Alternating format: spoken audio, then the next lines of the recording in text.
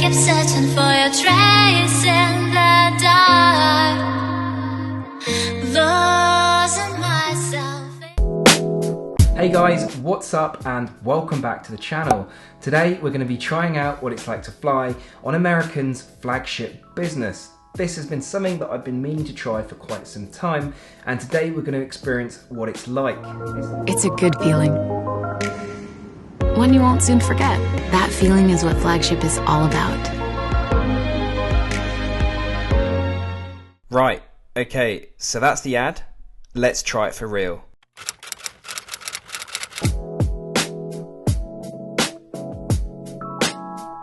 Today we're flying on American's 777. It seemed a pretty busy flight today with almost every seat taken. In terms of layout, a staggered setup is used with a mix of forward and backward facing seats. Today I'm sat in 3L by the window. You will immediately notice how private this feels and also how good a perspective it is if, like me, you love looking out the window. American have played the colour scheme pretty safe. I feel they could have injected a little more colour or style into the cabin, but hey, at least there's no faux wood. Not looking at you, Emirates. Stepping into the seat is a little tight, but once you're in, there's plenty of room to spread out. The big benefit here is no cubby for your feet, which sadly is becoming the norm on a lot of seats, so well done AA. Boarding was completed pretty quickly and before long we were airborne. Do you see how awesome that view is? What I love about a takeoff from Miami Airport is the view over South Beach.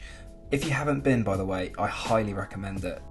Around 10 minutes after we were airborne, the in-flight service began.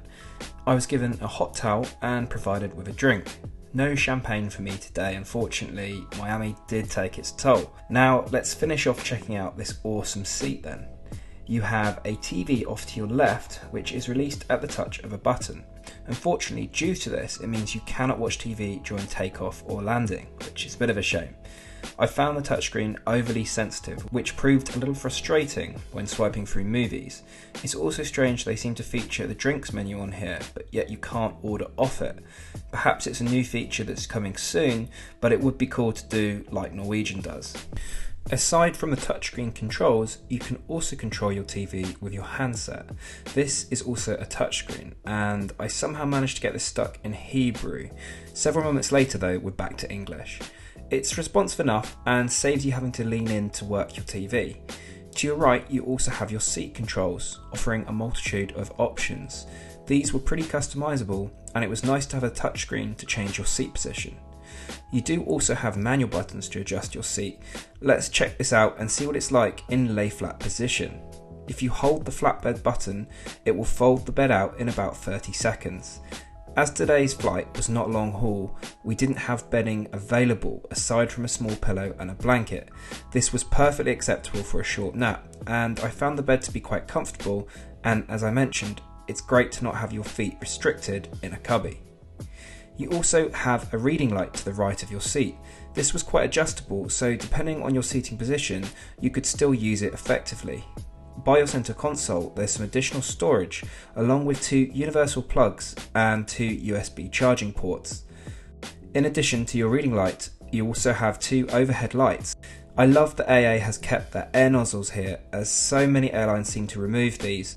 Right, let's fold out the tray table and see what food we have in store today. The tray table is stowed to your right, and it can be adjusted to your preference, unlike Virgin's new seat. See my review after this. I was offered some warm nuts and another Diet Coke.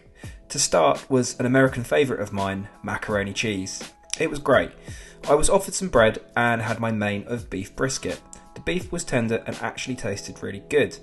There was a side salad served to complement, which was dry and not particularly fresh. Lastly, I was presented with a warm cookie. This was fabulous and tasted like it had just been freshly baked. After dinner, I thought I'd just see what the bathrooms were like. American have actually spent some money here, and there's even a real china sink and co-Biglow amenities. Overall, pretty good. With that, it was time to descend into New York. This was probably one of my favourite landings to date, just because it was just as the sun had set and there was this beautiful golden glow over the city. So that concludes my review of Flagship Business. Would I recommend this based on my experience? Yes, I would. Service was good, the seat was comfortable, and the overall product was competitive. Do bear in mind though that this is not offered on all of their routes, so do check the seat plan before booking. I'd be keen to try out a slightly longer flight to see what the amenity kit, bedding and pyjamas are like. With that said guys, thank you very much for watching. Make sure you smash that subscribe button if you enjoyed it, and I'll catch you again next week.